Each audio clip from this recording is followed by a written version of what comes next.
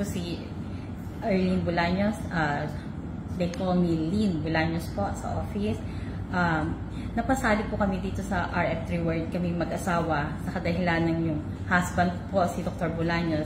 Meron po siyang underlying condition. Karoon po siya ng mitral valve prolapse. Then, meron po kaming kaibigan na member na po ng RF3 World. Siya po ang nag-invite sa amin na subukan po namin ng product.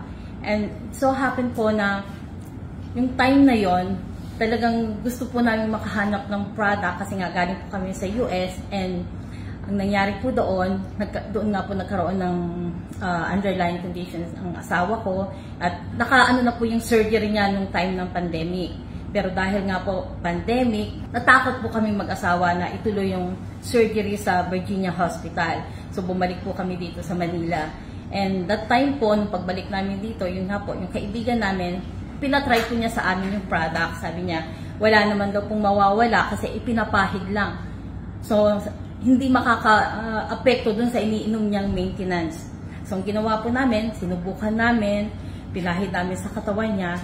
Sa isang gabi, inobserbahan namin kung gaano ka-effective yung product.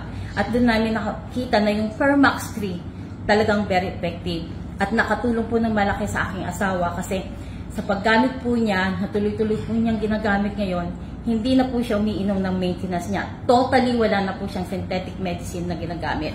Kaya papasalamat po kami sa RF3 World, Malaysia and Philippines na talaga namang masasabi namin maraming matutulungan ng RF3 World kung talagang bibigyan ng pagkakataon ng mga kababayan natin na malaman tong miracle cream na tinatawag na namin, dahil ito na siguro din ang kasagutan dun sa lahat ng mga may underlying condition instead na pabalik-balik sila sa doktor.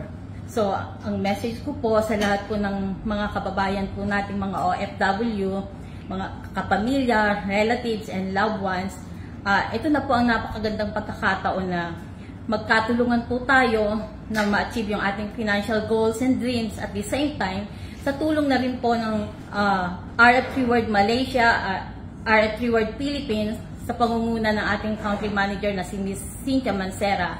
At naniniwala po kami na sa tulong ni bagong country manager, magtatagumpay po tayong lahat. At dito, kayang-kaya natin abutin ng tagumpay. I just want to thank the RF3 World Malaysia, ganoon din ang RF3 World Philippines, dahil isa po ako sa binigyan nila ng pagkakataon na makasama as one of the delegates na pumunta po dito sa headquarters ng RF3 World Malaysia. So ako po muli si Ms. Arlene Bolaños from Antipolo City, Rizal. Thank you po.